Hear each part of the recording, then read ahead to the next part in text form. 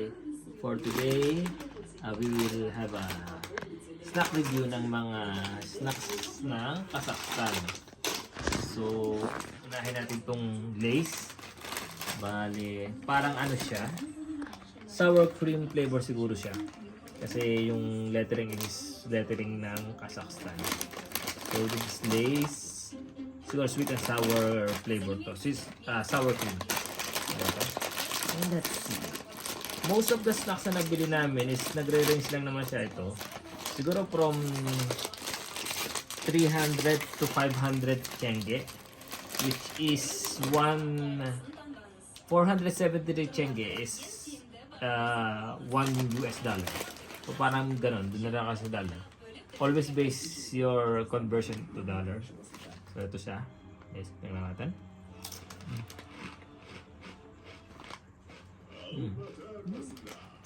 Wala siya.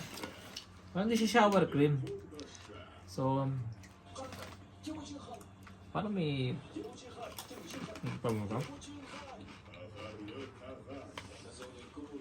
Anong base na cream lang siya. Normal lang siya, hindi mo siya ano. Normal lang yung taste niya, hindi siya masyado matapang. Then parang salted lang siya na konti. Oo. Ito. Can you rate 1 to 10?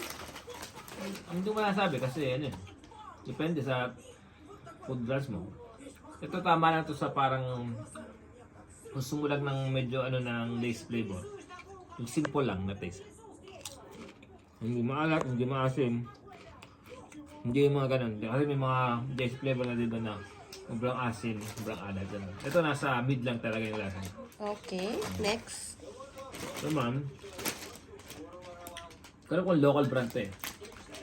Pero makikita nyo, may nakalagay sa na halal. Means wala talagang any pork or anong flavoring na ganun. Well, sa local store naman namin ito nabili lang.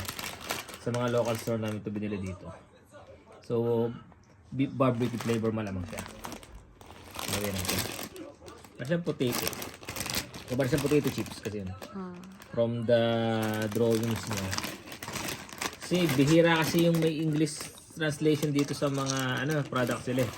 Mostly on Kazakhstan letters sila. So kaya mahirap kung pupunta kayo dito. Mahirap lalong makapag-usap sa mga locals. So, yun.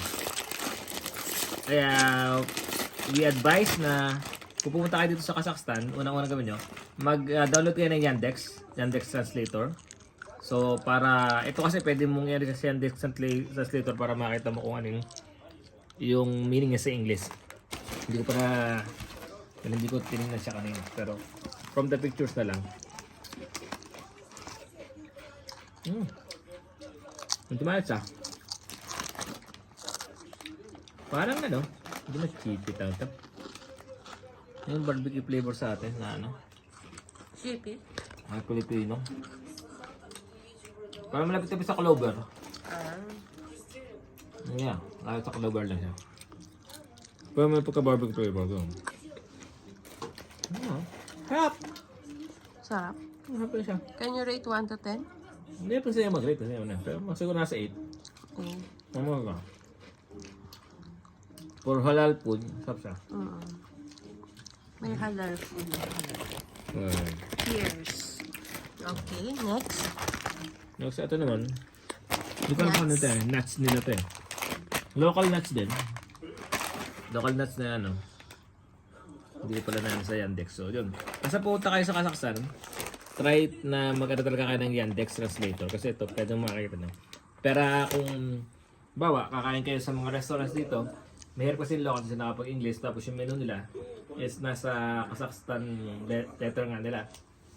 So, try to download Yandex and then para may translate nyo siya sa English, lalo na yung mga sulat dito.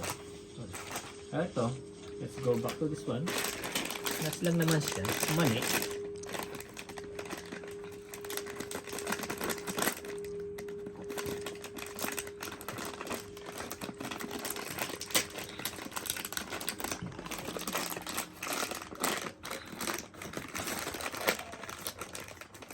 Mani lang siya. Naman lamaniso lang siguro to. Naman siya. Parang mga sugo lang siya. Sugo. Sugo lang yung kanyang... Lasa. Yun, sugo lang yung malapit. Malapit na parang sugo lang din na peanut. Okay yun. 1 to 10. Well, nasa 7 lang siya. Ganun. Normal na siya eh. Normal na. Parang kumakain lang talagang sugo. Ganun lang. Or happy. Yun nga. Ano siya?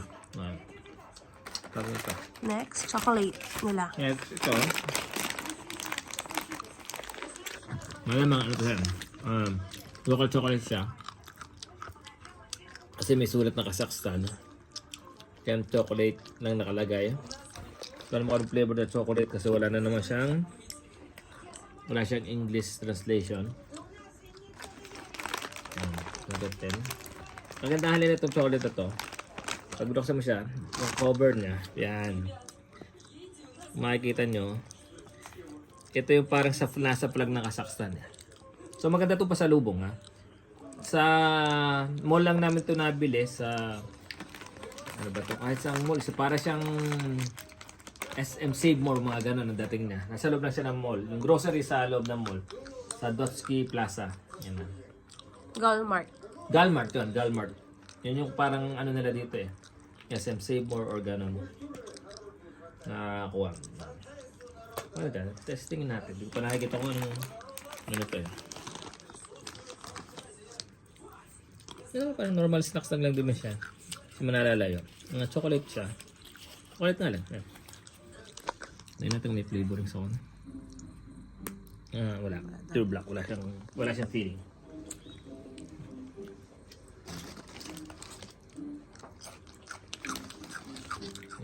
Sarap siya. Parang siyang dark chocolate. Actually, dark chocolate pala to. Harap. Oo, dark chocolate siya. 1 to 10. May cocoa flavor siya. Huwag na sa 8. Yan. Kasi, sa price niya, mura lang to. Around 1,300 tenge. So, wala pang